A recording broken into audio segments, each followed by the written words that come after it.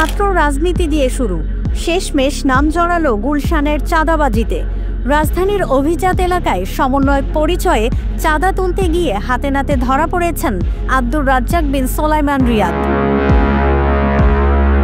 শনিবার ২৬ জুলাই সন্ধ্যার পর গুলশানের ৮৩ নম্বর রোডে সাবেক এমপি ডক্টর শাম্মী আহমেদের বাসায় চাঁদা তুলতে গিয়ে ধরা পড়েন রিয়াদ সহ ৫ জন।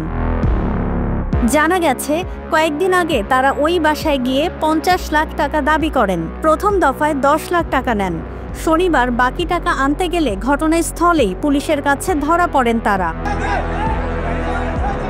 রিয়াদ ছিলেন বৈষম্য বিরোধী ছাত্র আন্দোলনের সম্মিলিত বেসরকারি বিশ্ববিদ্যালয় শাখার যুগ্ম আহ্বায়ক। সেই পরিচয়েই একসময় বিভিন্ন নেতার সঙ্গে ঘনিষ্ঠতা গড়ে তোলেন।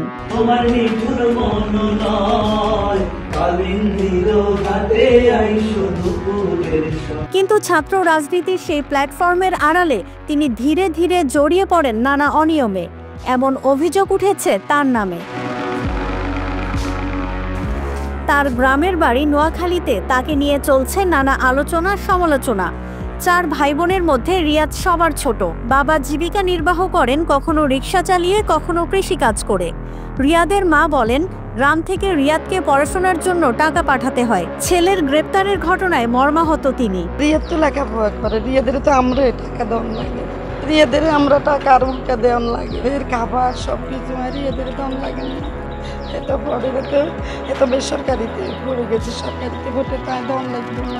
তবে স্থানীয়দের প্রশ্ন, ছাত্র রাজনীতির সঙ্গে জড়িত একজন তরুণ ঢাকায় কিভাবে ফ্ল্যাট, দামি মোটরবাইক ও বাড়ির মালিক হয়? এটা যেভাবে মনে পড়াশোনা করতো সবাই হয়তো ৫০০, ১০০০ খুঁজে বিচারি দিত, এরকম অবস্থায় মনে করেন তার পড়ালেখা করাইতো। তাদের আমার কিছুই ছিল না, ঠিক আছে। এখন মনে হয় ৫ই আগস্টের পর আঙ্গুল ফুলি কলা গাছ হয়ে গেছে, সে এখন সমন্বয় হয়েছে, ঠিক আছে, কোটি টাকার মালিক। এর বাবা কৃষি কাজ করে, তারপরে হচ্ছে হে রাজনীতি করে আজকে এগুলা করছিল আর কি। পুলিশ জানিয়েছে তাদের জিজ্ঞাসাবাদ করা হচ্ছে।